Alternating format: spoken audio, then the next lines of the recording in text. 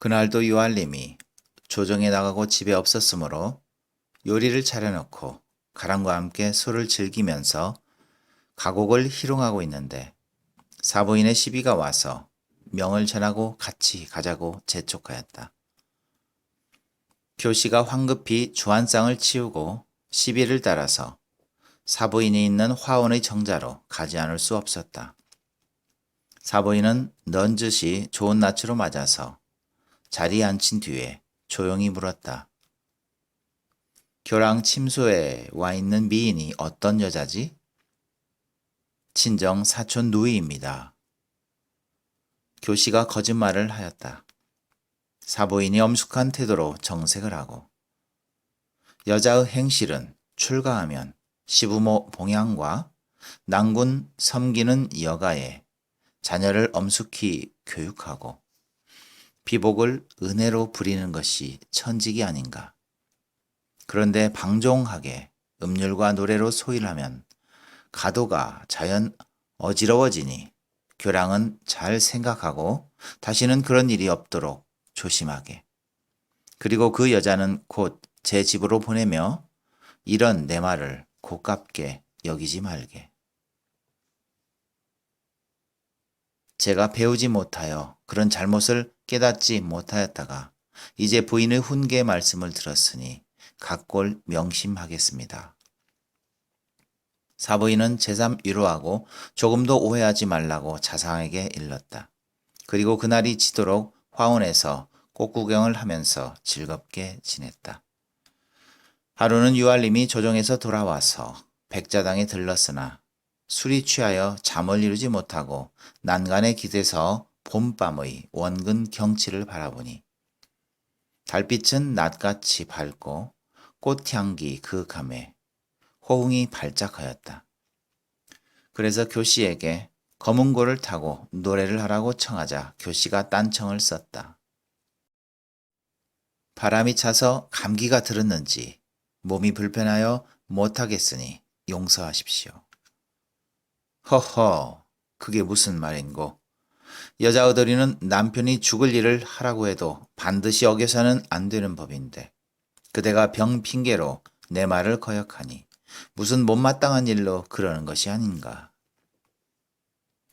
실은 제가 심심하기로 노래를 부르고 있었더니 부인이 불러서 책망하기를 내가 요괴스럽게 집안을 어지럽게 하고 할림을 혹하게 하니 다시 그런 행동을 말라고 꾸중하셨습니다.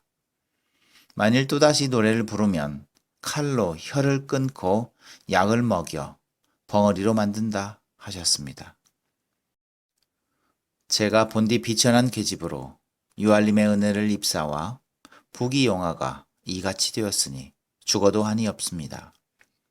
그러니 제가 지금 부르시라는 노래를 못하는 고충을 짐작하시고 용서하여 주십시오. 더구나 한림의 청덕이 저의 잘못으로 흠이 되고 흐려지실까 두려워합니다.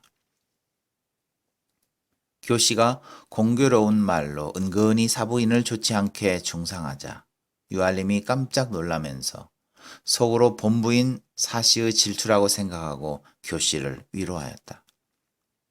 내가 그대를 취함이 모두 부인의 권고로 이루어진 것이요. 지금까지 한 번도 그대에 대하여 나쁘게 대하는 일을 본 적이 없었다. 이제 부인이 그대에게 그런 책망을 한 것은 필경 비복들이 부인에게 참언으로 고자질했기 때문이 아닐까 한다. 부인은 본디 성품이 유순한 사람이라 결코 그대를 해치려고 할 리가 없으니 부질없는 염려는 말고 안심하라. 교씨는 가슴이 투기로 타올랐으나 대범한 유알림의 말에는 잠자코 있었다. 그것이 더욱 유알림의 동정을 사게 되었다. 속담에도 범의 그림자에서는 뼈를 그리기 어렵고 사람의 사귐에는 마음을 알기 어렵다고 하듯이 교씨는 교원 영색으로 마른 겸손한 탈을 쓰고 있었으므로 사부인은 교씨가 겉다르고 속다른 본심을 알 수 없었다. 사부인이 교씨를 훈계한 것은 조금도 질투에서 나온 사심은 아니었다. 다만 음란한 노래로 장부의 마음을 미혹할까 염려한 것보다는 실로 교씨에게 정숙한 여자의 몸가짐을 하라는 심정에서 충고한데 지나지 않았던 것이다. 그러나 교씨는 사부인의 충고에 원한을 품고 교묘한 말로 유알림에게 은연한 참언을 하여 내화를 빚어내게 하였으니 이것은 교씨의 요악한 투기 때문이었다. 이때 유알림의 친한 벗이 하나 있었는데 그 친구가 자기의 집사로 있던 남방 사람 동청을 천거하여 문객으로 두라고 권하였다. 유알림이 마침 집사를 구하던 중이라 집에 두고 집리를 보게 하였다. 동청은 영리하고 민첩하여 남의 마음을 잘 맞추어서 영합하기를 잘하였다. 친구도 그의 마음이 착하지는 못하여도 마음을 잘 맞추어서 좋게 여기다가 외임으로 떠나게 하자 동청의 허물은 말하지 않고 유알림에게 천거하여 갔던 것이었다. 유알림이 동청을 불러서 사람됨을 보았을 때에 동청의 언사가 민첩하여 흐르는 물 같았다. 유알림은 믿는 친구의 추천에다 그처럼 영리하였으므로 곧 집에 두고 서사의 일을 시켰다. 그런데 동청의 위인이 간사하고 교활하여 유알림에게 아첨하고 하고자 하는 것을 미리 알아차리고 비위를 잘 맞추었으므로 순진한 유알림이 기뻐하고 신임하게 되었다. 그런 동청의 태도를 본 사부인이 한림에게 귀뜸하였다. 들리는 말에도 동청의 위인이 정직하지 못하다 하니 큰 일을 저지르기 전에 내보내는 것이 좋을까 합니다. 전에 있던 곳에서도 요악한 일을 많이 하다가 일이 탄로되어 쫓겨났다 하니 곧 내보내십시오. 남의 풍설의 진부를 알 수 없고 친구의 추천으로 받아들였으니 좋고 나쁜 것은 좀 두고 보아야 할 것 아니요. 사람은 부정한 사람과 함께 지내면 주위 사람까지 부정에 물들게 되는 법이니 빨리 내보내서 가도를 어지럽히지 말도록 예방하는 것이 좋을까 합니다. 만일 그런 표리부동한 사람 때문에 지하로 돌아가신 부모님의 가법을 추락시키면 그때 후회하여도 소용이 없습니다. 당신의 말도 일리가 있으나 세상 사람들이 남을 중상하기 좋아해서 하는 풍설인지 모르니 좀 써봐야 진부를 알 것이며 좋지 못한 것을 발견했을 때 처리하는 것이 우리의 길이 아니겠소. 사부인은 남편 유알림의 태도가 못마땅하였다. 그 전에는 이런 문제로 이만큼 말하면 남편이 자기의 말에 따르더니 이제는 고집하는 남편의 태도가 이상스럽기도 하였다. 사실 유알림으로서는 사부인의 신임하는 정도가 전과는 분명히 달라져 있었다. 첩 교씨의 참소로 사부인을 의심하는 마음이 유알림에게 생긴 줄을 사부인은 아직도 모르고 있었기 때문에 말만 길어지고 결과는 얻지 못하였던 것이다. 그 후로 동청은 큰집 살림의 집사로 일을 보았는데 유알림의 비위 맞추기에 노력하였으므로 유알림은 사부인의 충고도 공연한 말이라고 다 잊어버리고 더욱 신임하면서 중요한 가사를 거의 일임하였다. 첩 교씨는 점점 노골적으로 사부인을 참소하였으나 아직도 총명이 남은 유알림은 그저 못 들은 척하면서 집안에 내분이 없게 되기를 바라는 태도였다. 마침내 질투에 불타게 된 교씨는 무당 심낭을 불러서 자기의 분한 사정을 말하고 사부인을 모해할 계교를 물었다. 재물에 매수된 심낭은 묘한 계교를 오래 생각한 뒤에 교씨의 귀에 입을 대고 이리이리 하면 사씨를 절제할 수 있다고 속삭이고 조금도 근심할 것이 없다고 다짐하였다. 그럼 지체 말고 빨리 해서 내 속을 편히 해주게. 염려 마십시오. 심낭이 신이 나서 사씨를 음해하는 일을 착수하였다. 이때 마침 사부인 몸에 태기가 있어서 10달이 차서 순산 생남하였으므로 유알림이 인아라 이름 짓고 기뻐하고 상하 비복들까지 단념하였던 본 부인이 득남하였으므로 신기 여기고 교씨가 생남하였던 때보다 몇 배로 경축하였다. 교씨가 이런 유알림과 집안의 기색을 보고 질투가 더욱 심해져서 간장이 타오르는 듯 어쩔 줄을 몰랐다. 심낭을 또 불러서 이 사실을 전하고 빨리 사씨 음해의 비방을 행하라고 재촉하였다.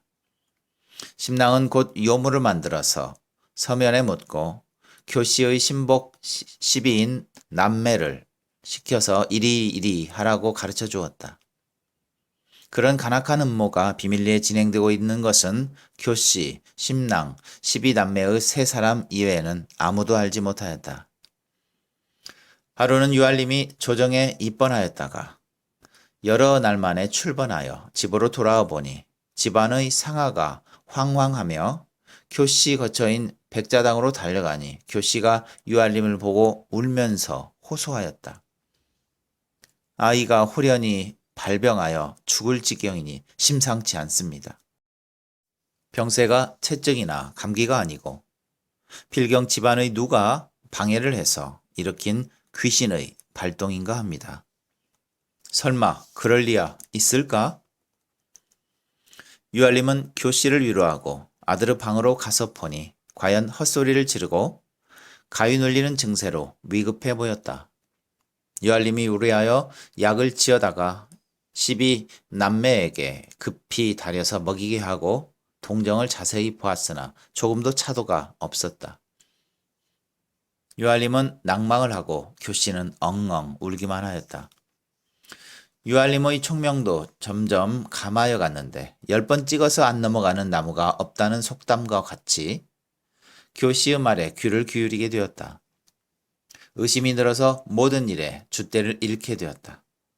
사부인의 부덕은 옛날 현부에도 손색이 없었으나 교씨 같은 요인이 첩으로 들어와서 집안을 어지럽히고 천미한 여자가 누명을 만들어서 가문을 욕되게 하니 마땅히 그런 사악한 여자는 엄중히 경계하여야 할 것이다. 이때 교씨가 교활한 집사 동천과 몰래 사통하고 있었음에 실로 한 쌍의 요악지물이었다.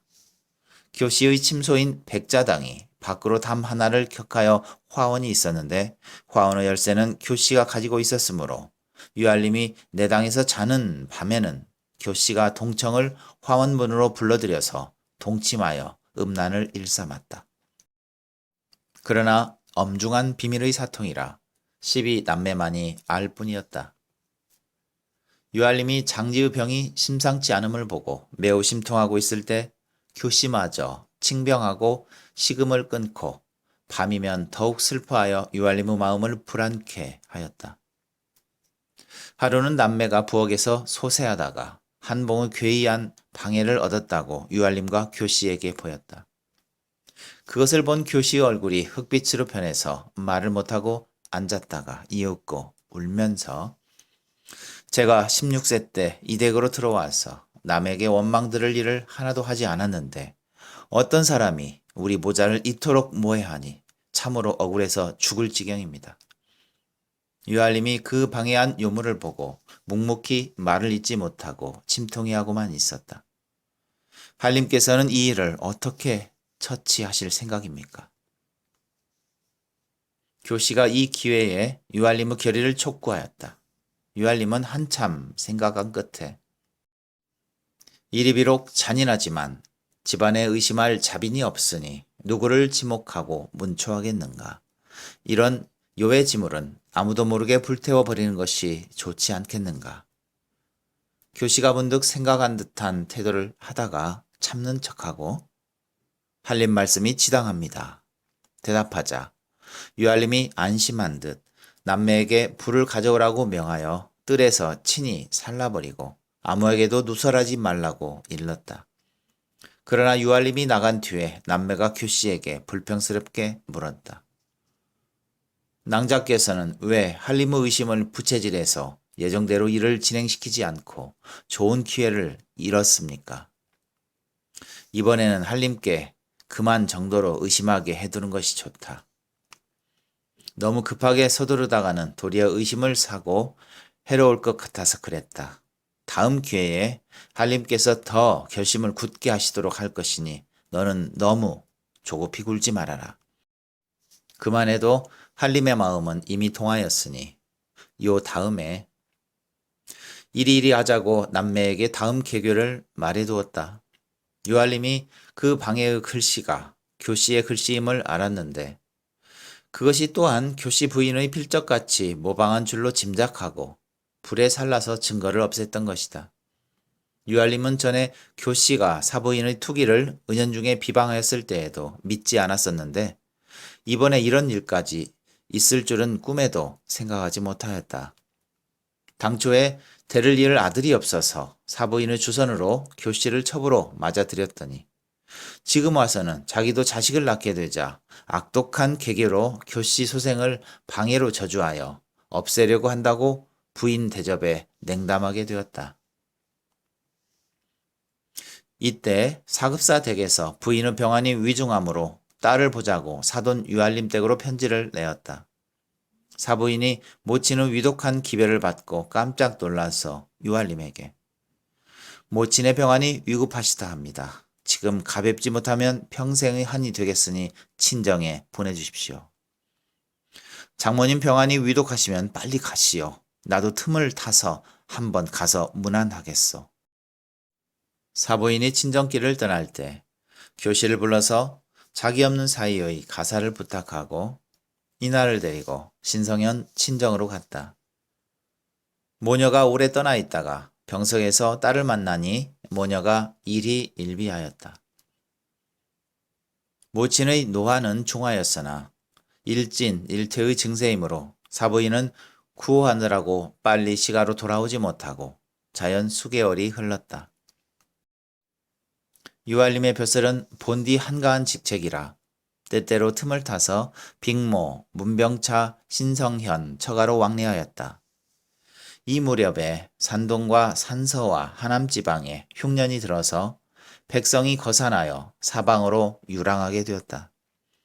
황제가 이 지방의 기왕을 들으시고 크게 근심하여 조정에서 덕망 있는 신하 세 사람을 뽑아서 삼도로 나누어 보내어 백성의 질고를 살피라는 분부를 내렸다. 이때 유한림이 새 신하의 한 사람으로 뽑혀서 급히 산동 지방으로 나가게 되었으므로 미처 사부인을 보지 못하고 떠났다. 유한림이 집을 떠난 뒤로는 교씨가 더욱 마음을 놓고 방자하게 동청과의 간통을 마치 부부같이 하여 거리낌이 없었다. 하루는 교씨가 동청에게 지금 한림이 멀리 지방을 순모하고 있으며 사씨가 오래 집을 떠나서 없으니 계교를 단행할 가장 좋은 시기인데 장차 사씨를 없애버릴 무슨 방법이 없을까?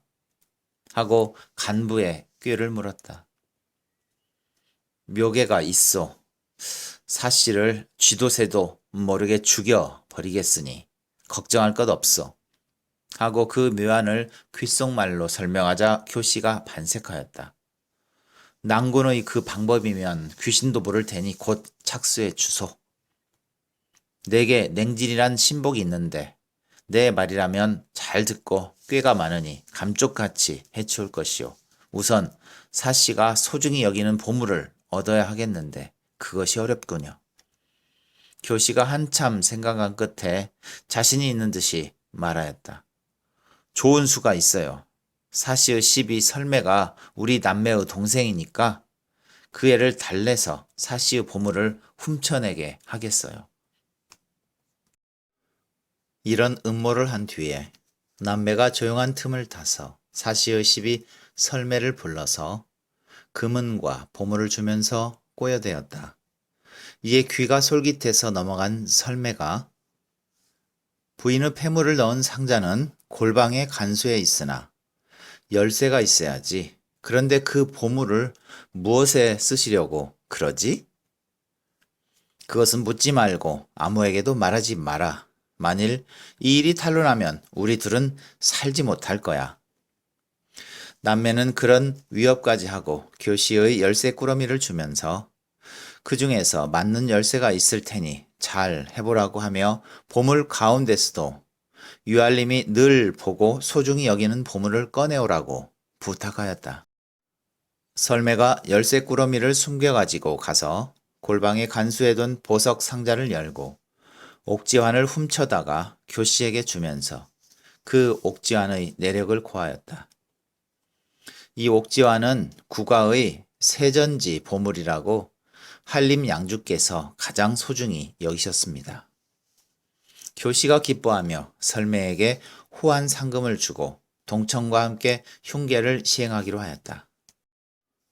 마침 이때에 사씨를 모시고 갔던 하인이 신성현 친가에서 와서 사급사 부인이 작고했다는 부고를 전해왔다. 사씨 댁에 무우하시고 다음에 가까운 친척도 없어서 부인께서 손수 치상하여 장례를 지내시고 교낭작게 가사를 착실히 살피시라는 전갈이었습니다. 이 부고를 받은 교씨는 간사스럽게 12남매를 보내서 극진히 사부인을 위로하고 한편으로는 동청을 재촉하여 흉계를 진행시켰다. 이때 유알림이 산동지방에 이르러서 주점에 들러서 밥을 사 먹으려 할 적에 문득 어떤 청년이 들어와서 유알림에게 읍하였다.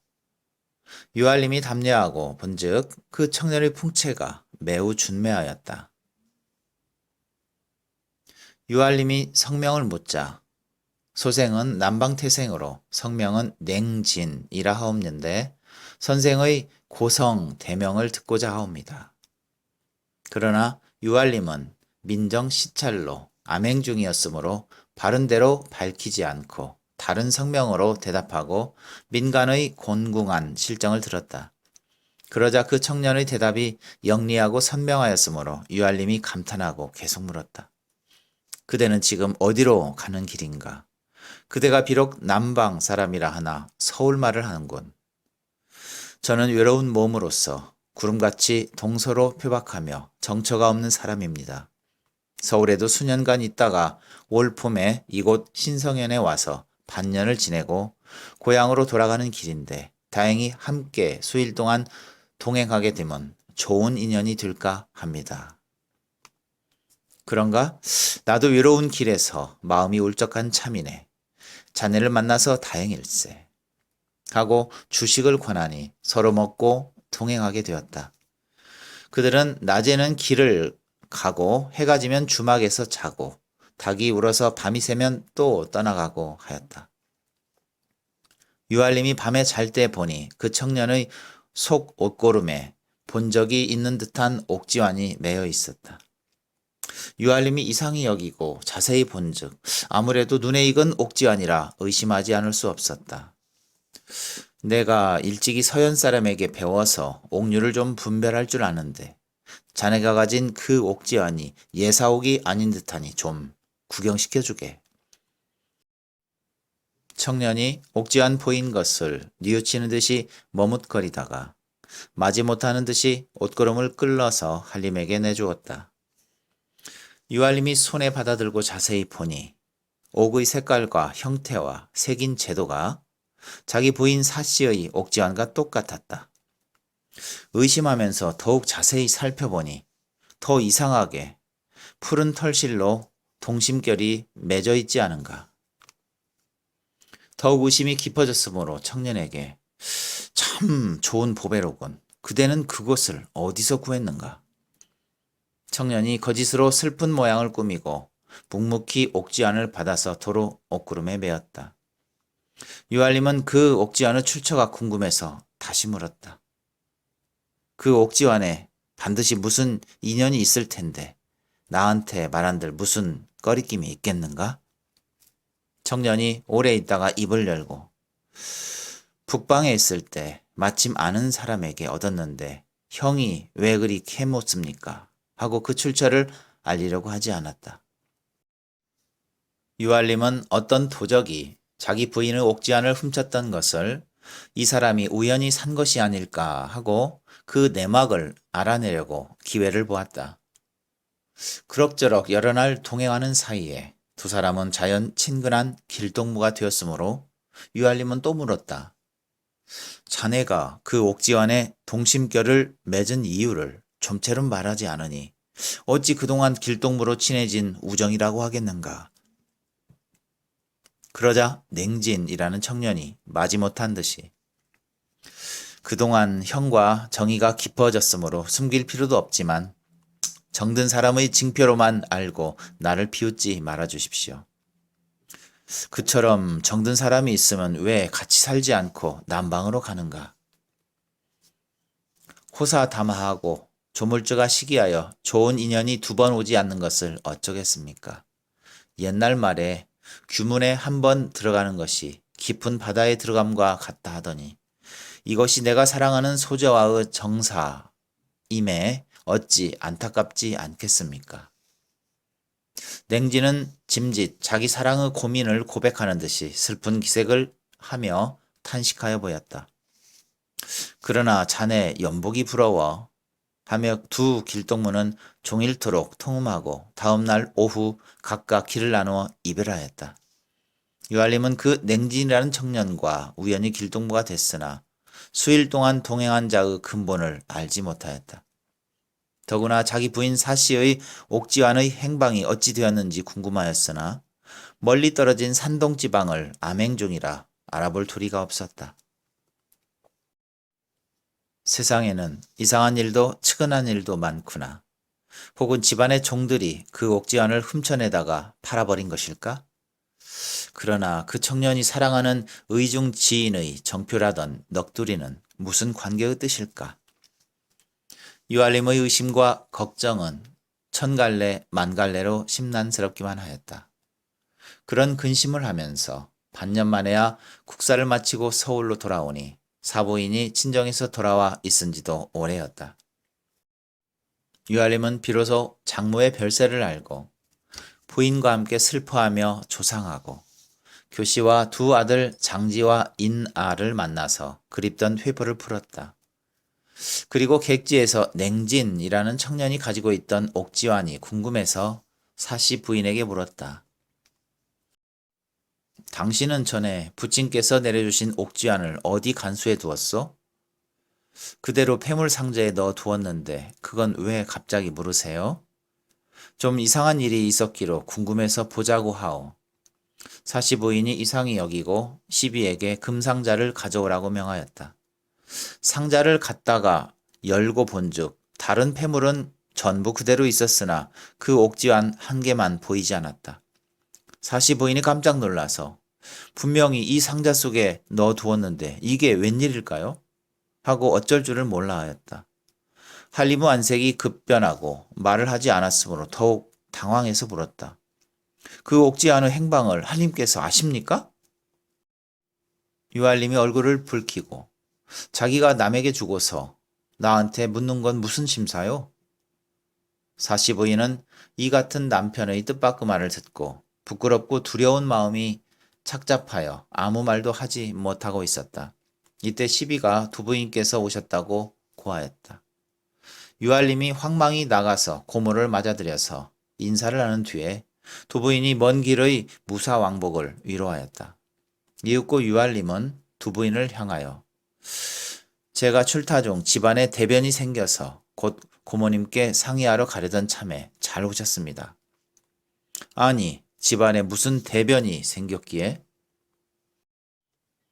유알림이 흥분을 진정하면서 냉진이라는 청년을 만나서 옥지안을 보고 또 그에게 들은 말이 이상해서 집에 와서 옥지안을 찾아보았으나 과연 없으니 이 가문의 큰 불행을 장차 어찌 처치할까 하고 상의하였다.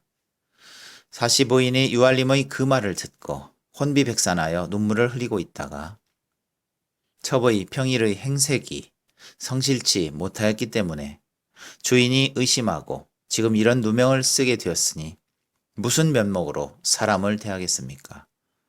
첩의 입으로는 변명하지도 않고 할 수도 없으니 죽이든지 살리든지 한림의 뜻대로 하십시오.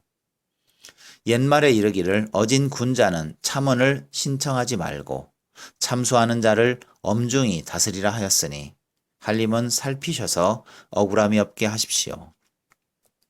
두 부인이 변색을 하고 유알림을 꾸짖었다. 너의 총명이 선친과 비교하여 어떠냐? 소질이 어찌 선친께 따를 수 있겠습니까? 유알림이 황송해하면서 대답하였다. 사형께서는 지인 지감이 있고 또 천하의 일을 모를 것이 없이 지내셨는데 매양 사씨를 칭찬하되 우리 자부는 천하의 기특한 절대 열부로서 옛날의 열부에 못하지 않다 하셨다. 또 내 일을 나에게 부탁하시기를 아직 연소하니 모든 것을 가르쳐서 그릇되지 않도록 하라고 하셨다. 또 자부에 대해서는 모든 일에 별로 경계할 바가 없다고 하셨으니 이것은 선친의 총명이 사씨의 범행 숙덕을 잘 아시고 한 말씀이었으니 그 교자 지도가 어찌 범연하셨겠느냐. 그렇지 않을지라도 선친의 유탁을 생각함이 인자의 도리건을 하물며 선친의 식감과 사씨의 열행에 이 같은 누명을 씌워서 옥 같은 처자를 의심하느냐. 이것은 필경 집안에 악인이 있어서 사씨를 모해함이 아니면 시비들 가운데 간음한 자가 있어서 옥지환을 도덕질해 낸 것이 분명하다. 그것을 엄중히 밝혀내지 않고 왜 그런 어리석은 의심을 하느냐. 고모님 말씀이 지당합니다. 하고 유알림은 곧 형장지구를 갖추고 시비들을 엄중하게 문초하였다. 애매한 시비는 죽어도 모를 수밖에 없었고 장본인인 설매는 바른대로 고백하면 죽을 것이 분명하므로 끝까지 고문을 참고 자백하지 않았으므로 마침내 시비들 가운데서 범인을 색출하지는 못하였으므로 두 부인도 할 수 없이 집으로 돌아갔다. 그러나 사씨는 누명을 깨끗이 씻어버리지 못하였으므로 하당하여 죄인으로 자처하고 유알림은 유알림대로 참언을 하도 많이 들었으므로 역시 사씨에 대한 의심을 풀지 않았으므로 집안에서 기뻐하는 자는 교씨뿐이었다. 선친께서 항상 말씀을 빗내어서 사씨를 옛날의 열부에 비교하고 다른 사람들은 안하러 보니 첩인들 어찌 좋지 않은 일을 해서 나무 취소 능력을 받겠습니까? 첩의 소견으로도 두 부인 말씀이 옳을까 합니다. 그러나 두 부인 말씀도 역시 공평하지 못하셔서 사씨만 너무 칭찬하시고 한림을 너무 공박하시니 잠옷 체면이 없어서 민망스럽습니다. 옛날의 성인도 오히려 속은 일이 많사오니 선친이 비록 고명하시나 사씨가 들어온 후에 오래지 않아서 기세하였으니 어찌 사씨의 심지를 예탁 의심하며 임종씨의 유언은 한림을 경계하심에 지나지 않았던 것입니다. 그럼에도 불구하고 두 부인이 그 말씀을 빙자하여 모든 일을 사씨에게 상의하여 처리하라 강요하시니 어찌 변벽되지 않겠습니까? 사씨의 행색에 별로 구차한 점이 없어서 나도 이런 일은 없을 줄 알았더니 지금은 아무래도 의심하지 않을 수 없는 점이 있다. 요전에는 방해물의 저주 필적이 사씨 필적 같아서 그때는 집안은 누구의 참언인가 하고 불살라 버리게 하였지만 옥주안이 없어진 일 같은 중대한 사건을 본 뒤로는 그무에 어떤 지경에 이를지 매우 불안하다 하고 유알림이 사씨에 대한 현재의 심경을 말하자 교씨가 이때라고 다그쳐 물었다. 그러면 사부인을 어떻게 처리하실 생각입니까? 그러나 지금 명백한 증참이 없으니 이대로는 다스릴 수 없고 또 선친께서 사랑하셨고 또 초토를 함께 지내었고 숙모께서 그토록 두둔하시니 어찌 처치하겠는가. 유알림의 이런 신중한 태도에 교씨는 불만인 안색으로 묵묵히 대답하지 않았다. 교씨가 또 잉태하여 14기 차서 남아를 낳았으므로 한림이 기뻐하고 이름을 봉추라 하고 교씨 소생 형제를 사랑함이 장중보옥 같았다. 교씨는 한림이 없을 때를 타서 동청과 함께 흉계를 꾸미고 있더니 요전에 행한 개교가 실로 묘하였소. 옛말에도 풀을 뿌리째 뽑아 없애야 한다고 했으니 앞으로 어찌할까요? 더구나 두 부인과 사씨가 옥지환 없어진 금맥을 잡아내어서 그 내막이 누설되면 어떡할까요? 교씨가 전우사를 근심하자 동청이 교씨를 위로하면서 교사하였다.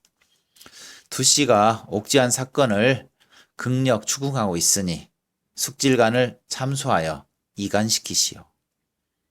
나도 그런 생각이 있어서 두 부인과 한림 사이를 이간시키고자 하지만 한림이 두 부인 섬기기를 못지않게 하여 모든 집안일을 두 부인 뜻에 순종하니 그 계략은 어려울 것 같아요.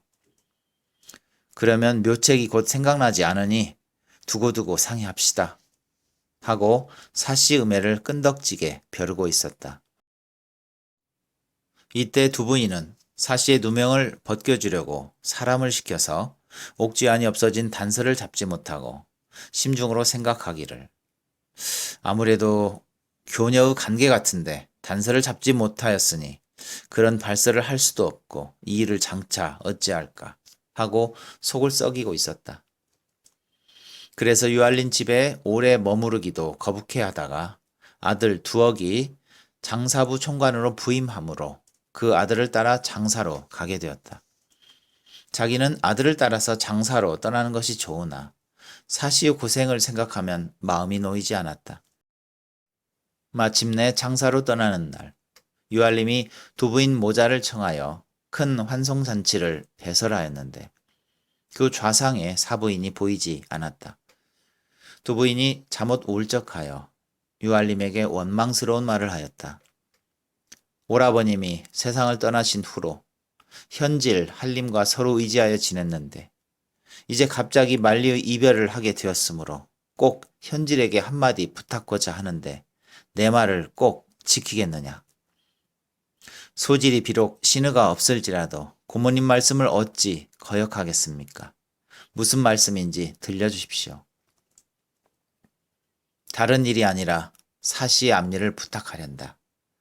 사시의 성행이 근엄하여 억울한 마음도 소견대로 변명하지 않으니 더욱 측은하다. 그 정렬한 점으로 보아서 무죄한 것이 틀림없으니 멀지 않아서 억울한 사실이 나타나려니와 만일 내가 이 집에서 없어진 후에 또 무슨 해괴한 일로 참언이 있더라도 고지 들지 말며 혹 무슨 불미한 일이 있더라도 나에게 먼저 편지로 상의하고 내 의견이 있을 때까지 과하게 처치하지 말아서 나중에 경솔했다고 뉘우치는 일이 없게 하라. 고모님의 말씀을 명심하고 교의를 근수하게 싸웁니다. 유알림이 맹세하듯이 대답하자 두 부인은 시녀를 불러서 물었다. 사부인께서 어디 가시고 이 자리에 안 보이시느냐? 이 자리에 오시기를 꺼려 하시거든 나를 그리로 인도하라. 시비가 두 부인을 모시고 사씨 사는 곳으로 갔다. 가서 본즉 사씨가 녹발을 흐트린 채 얼굴이 창백하고 전신이 연약해져서 입은 옷 무게조차 이기지 못하는 듯이 애처로웠다. 이를 본 두 부인의 마음이 칼로 저미듯이 아팠다. 수심에 잠겨있던 사씨 부인이 고모님을 보고 반가워하며 축하 인사를 올렸다. 이번에 고모님 댁이 영귀하셔서 임지로 행차하심에 제첩이 조나에 나아가서 마땅히 하직 올려야 하오련만 몸이 만고의 누명을 쓰고 있기 때문에 나아가 뵙지 못하와 제 목숨이 있는 동안에 다시는 뵙지 못하게 되면 무궁한 한이 되겠더니 천만 뜻밖의 누처에 왕림하여 주셔서 감사합니다. 두 부인이 눈물을 흘리면서 위로하였다. 오라버님의 임종시의 유언에 유알림을 나에게 부탁하시던 말씀이 아직도 귀에 쟁쟁하되 내가 조카를 잘 인도하지 못한 탓으로 사랑을 이 지경에 이르게 하였으니 모두 내 허물이다. 그리고 타일에 어찌 지하로 들어가서 오라버님 영혼을 뵙겠느냐. 모두 내 불명이지만 질부 너무 근심하지 말고 빌경은 사필귀정으로 기루를 만나서 흑운을 벗어날 날이 있을 것이다. 그러면 간사한 무리가 능히 모해하지 못하고 조카 한림이 자기의 불명을 뉘우치고 질부 2명을 씻어줄 것이다. 예로부터 영웅열사와 절부 열녀가 시온을 만나지 못하면 한때 곤욕을 당하는 법이니 널리 생각하고 심신을 상함이 없도록 하라. 이 유씨 가문이 본디 충문지가로서 간악한 소인에게는 원한을 사서 해를 많이 당하였으나 가중은 한결같이 맑더니 선대가 별세하신 후로 이렇듯 괴이한 변고가 있으니 이것은 집안의 요사한 시첩이 조카의 총명을 흐리게 한 까닭이다. 요사이 조카의 거동을 보니 그전의 총명과 맑은 기운이 하나도 없고 나오고도 집안일을 의논하는 일이 적어서 숙질간의 의도 감소되어 버렸다. 내가 동정을 살펴보니 한림에게도 귀신에 홀린 것 같아서 빨리 그 매혹에서 벗어나기를 바랐지만 그것도 시기가 와야 미몽을 깨우칠 것 같다. 질부도 천정의 운수로 여기고 과도하게 심사를 상하지 말라. 되풀이하여 신신당부한 두 부인은 시비를 시켜서 유알림을 그 방으로 불러오게 하였다. 두 부인은 유알림을 맞아서 정색으로 슬퍼하면서 엄숙히 훈계하였다. 요새 내 행사를 보니 아무래도 본심을 잃은 사람 같으니 매우 뜻밖의 일로서 슬프기 짝이 없다. 내 선친이 별세하실 때에 집안의 대소사를 나에게 부탁하신 말씀이 아직도 귓전에 새로운데 내가 용렬하여 질부 사씨의 빙옥 같은 행실까지 시운이 불리한 탓인지 누명을 쓰고 고통하고 있는 정사를 보고도 내가 멀리 떠나게 되니 마음을 놓고 할 수가 없다. 내가 지금 질부 있는 이 자리에서 한 말을 꼭 부탁하겠다. 그무에 집안에서 질부를 음해하거나 혹 무슨 흉사를 보게 되는 경우라도 결코 사씨를 의심하고 냉대하지 말고 내가 돌아옴을 기다려서 처리하라. 질부는 절부정녀니까 결코 그런 생각이나 그런 행동은 하지 않을 것으로 믿는다. 질부의 신세가 위태로운 정상을 보니 내 발길이 돌려지지 않는다. 그러니 조카 한림은 부디 조심하고 간사한 말을 듣지 말아라. 유알림은 이 말을 찌푸리고 엎드려서 묵묵히 고모의 말을 듣고만 있었다. 두 부인은 깊은 한숨을 쉬고 제3 사씨의 일을 당부하고 돌아갔다. 사씨 부인은 가장 믿어보던 보호자가 떠나감을 멀리 바라보며 슬프게 울었다. 교씨는 원수같이 여기다가 이제 멀리 장사로 감을 내심으로 기뻐하고 신랑을 불러놓고 지금까지 원수 같던 두 부인이 이제 아들을 따라 멀리 가게 되었으니 이때 빨리 계획대로 해치우는 것이 좋겠네. 신랑이 찬성하고 계획을 진행하기로 하고 남매를 불러서 이리저리 하라고 일렀다. 그 말을 들은 남매는 설매를 불러서 계규를 일러주었다. 매우 중대한 일이니 먼저 교낭잡게 알리고 하는 것이 좋을 것 아니요? 하고 설매는 교씨의 확실한 다짐을 받으려는 생각에서 말하자 남매도 찬성하고 교씨와 함께 만나서 지금 사씨 부인을 이 댁에서 내쫓으려면 아씨 아드님 장기 아기의 목숨을 끊어야 한림께서도 격분하시고 계교를 행할 수 있을까 합니다. 교씨도 자기 아들의 목숨을 희생으로 삼아야 되겠다는 말에는 깜짝 놀랐다. 미운 사씨를 위한 일이라면 무슨 일을 하여도 좋지만 어찌 귀여운 내 아들의 목숨을 제물로 바치겠느냐. 그리고 어찌 내가 살 수 있겠느냐. 이에 악에 받쳐서 묵묵히 말을 못하고 있었다. 이때 유알림은 두 부인이 멀리 떠난 후 더욱 기댈 곳이 없어서 주야로 백자당에서 교씨와 즐겁게 지내던 중 아들 장지의 병이 낫지 않은 것을 근심하면서 남매와 설매에게 약시용을 시키고 있었다. 그런데 설매가 역시 사씨 부인의 시비인 춘방을 시켜서 약을 다리게 한 뒤에 장지에게 먹일 때 몰래 독약을 섞어서 먹였다. 이 얼마나 끔찍하랴. 교씨는 남을 잡으려고 제 자식을 죽이기까지 하였으니 어찌 천도가 무심하며 만고의 독부가 아니겠는가. 천진한 어린아이 장지가 약을 먹자마자 전신이 푸르게 부어오르고 7 구멍에서 일시에 피를 흘려내면서 한마디 큰 소리를 지르고 죽어버렸다. 교씨와 유알림이 대경실색하고 장지의 시체를 살펴보니 독약을 먹고 죽은 것 같으므로 유알림이 의심하고 약그릇을 가져와 남은 약을 개에게 먹여본 즉 약을 먹은 개가 즉사하였다. 이것을 본 유알림의 얼굴이 흑빛으로 변하는 것을 본 교씨가 대성통곡하면서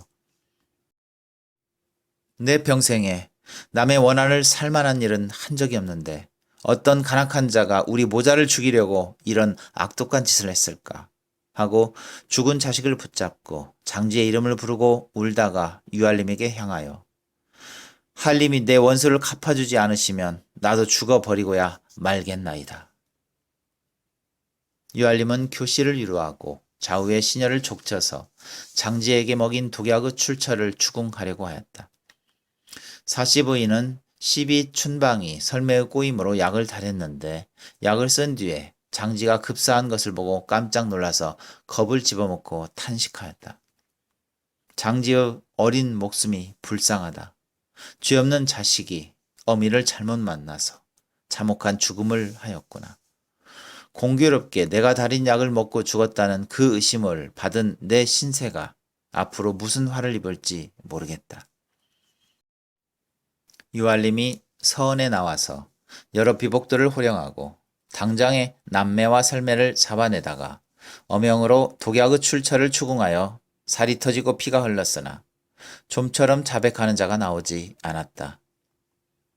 설매는 교씨의 신복이라 이를 갈고 불복하였으므로 유알림은 하는 수 없이 시비들을 모두 감금하고 자백하는 자가 나오기를 기다리려고 하였다.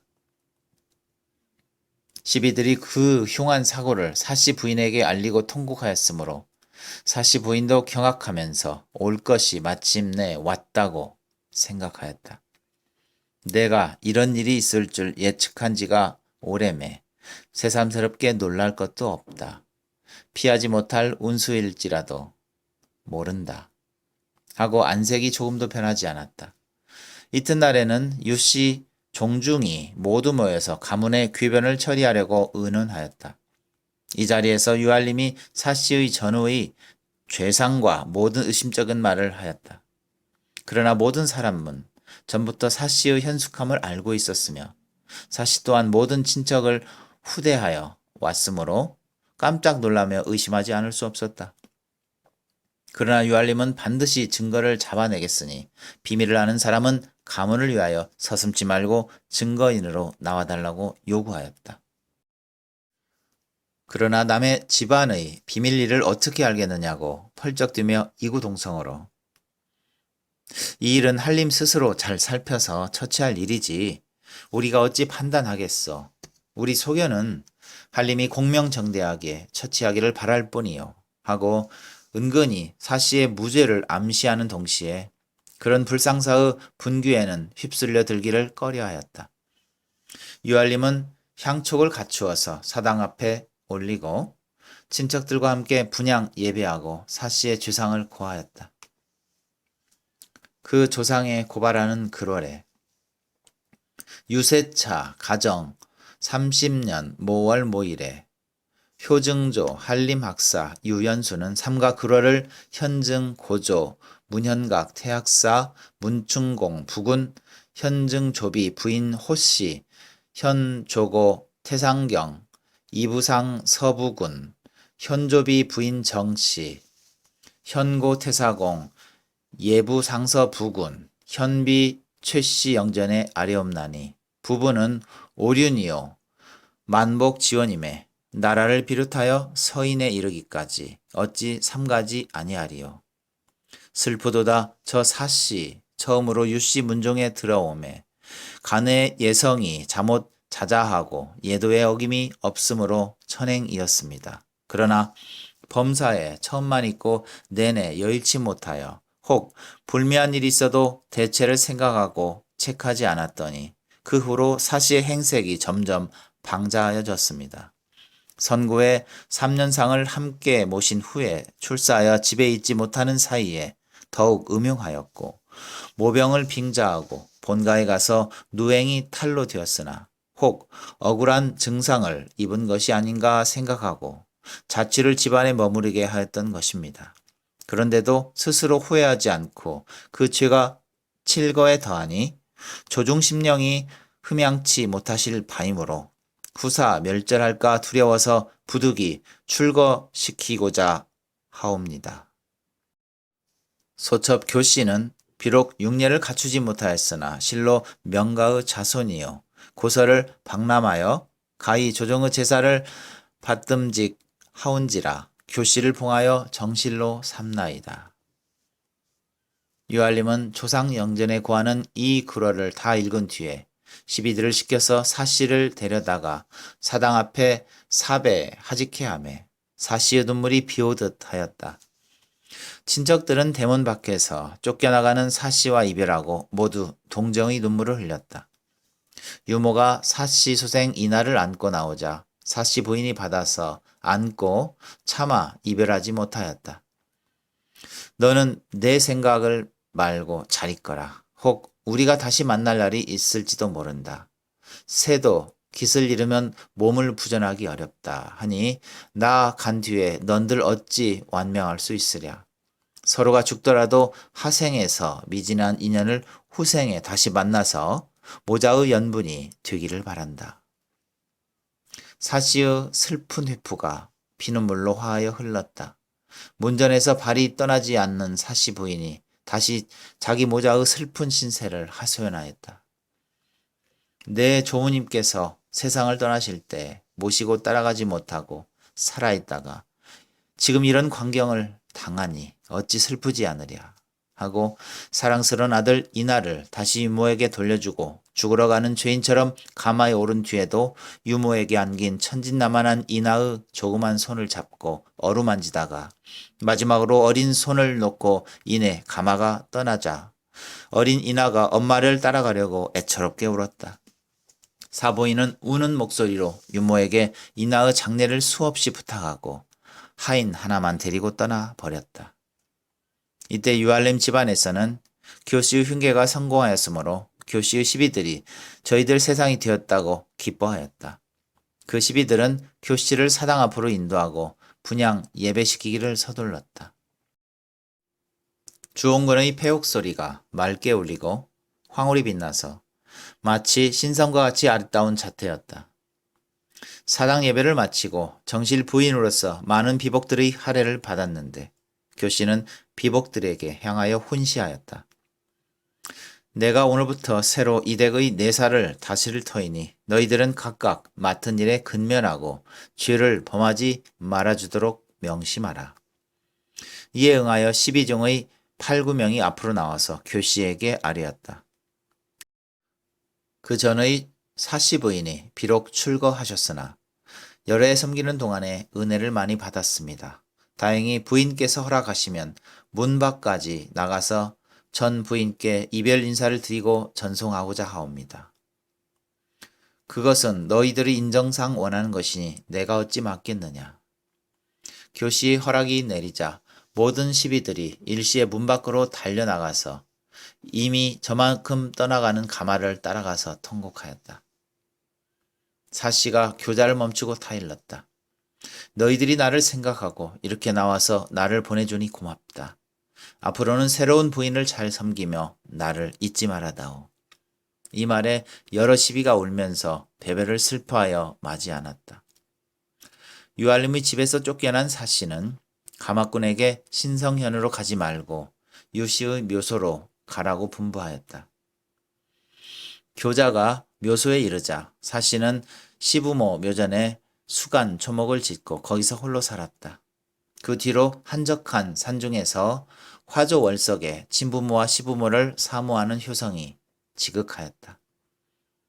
이런 소식을 들은 사씨의 남동생이 찾아와서 눈물을 흘리며 탄식하였다. 여자가 남편에게 용납되지 못하면 마땅히 친정으로 돌아와서 형제와 함께 지낼 것이지 누님은 왜 이런 무인 산중에 홀로 고생을 하고 계십니까? 내 말은 고맙다. 내가 어찌 동기지정과 모친 영혼을 모르겠느냐. 그러나 한번 친정으로 돌아가면 유씨 집안과는 아주 인연이 끊어지고 말 것이요.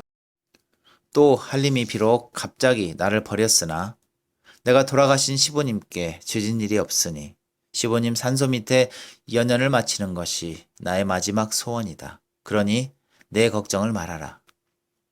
사시야오는 자기 누님의 고집을 알고 집으로 돌아가 노복 한 사람과 시비 두 사람을 보내서 사씨 신변을 보살피게 하였다.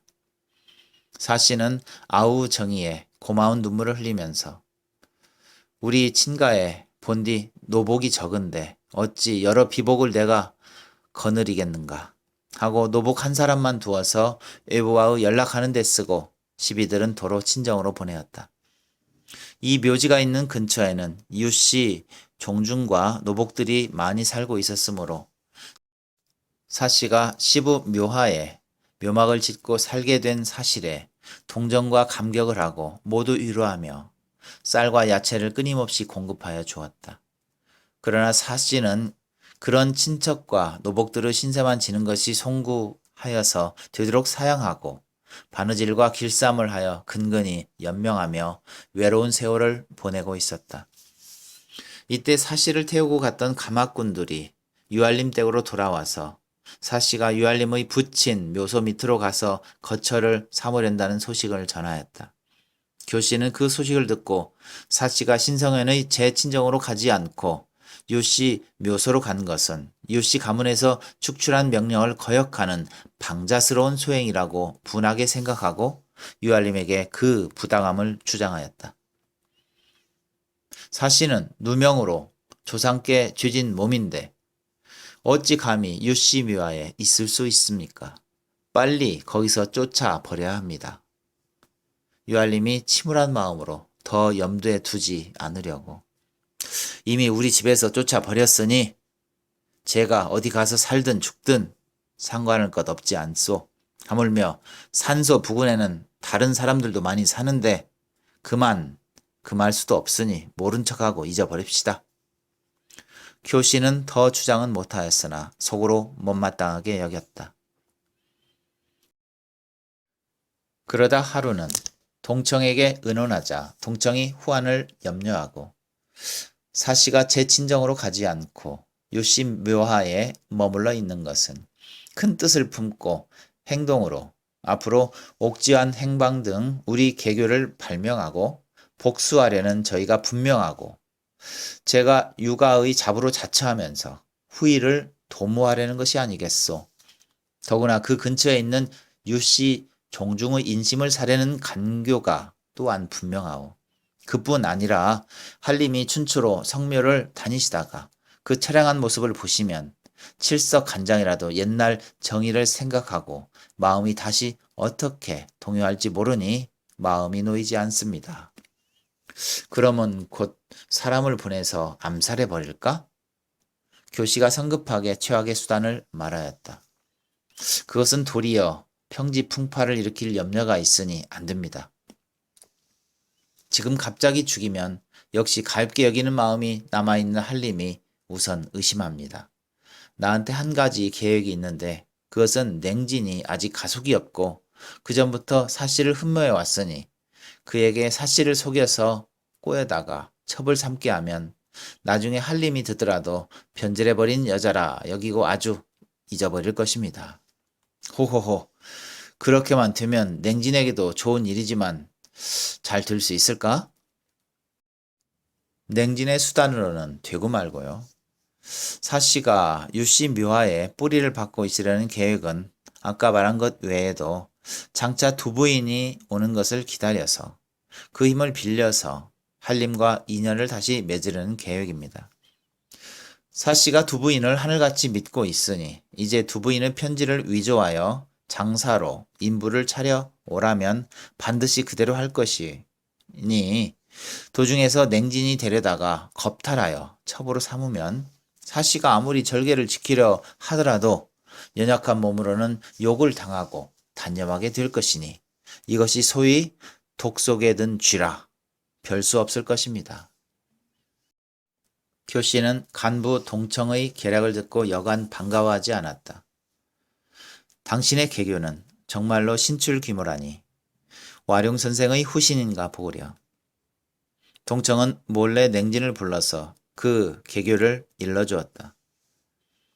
냉진은 총각인데다가 사씨의 높은 평판을 알고 있었으므로 기뻐하면서 두 부인의 필적을 청하였다. 동청이 염려 말라 한 뒤에 교씨에게 그것을 구하게 해서 냉진에게 주었다. 냉진은 그 두 부인의 필법을 모방한 똑같은 글씨로 사씨에게 서울로 오라는 사연을 썼다. 즉 유알림의 무상한 태도를 탄식하고 당분간 서울로 와서 함께 지내다가 사가로 복귀할 시기를 기다리라는 편지를 보냈다. 그리고 교자와 인마를 차려서 보내니 곧 타고 오라는 재촉이었다. 냉진은 이러한 두 부인의 편지를 교묘하게 위조한 뒤에 교자와 말을 세내고 가마권 등의 인부 10여 명을 매수하여 보내면서 사씨에게 장사에서 온 것 같이 잘 행동하라고 교사하였다.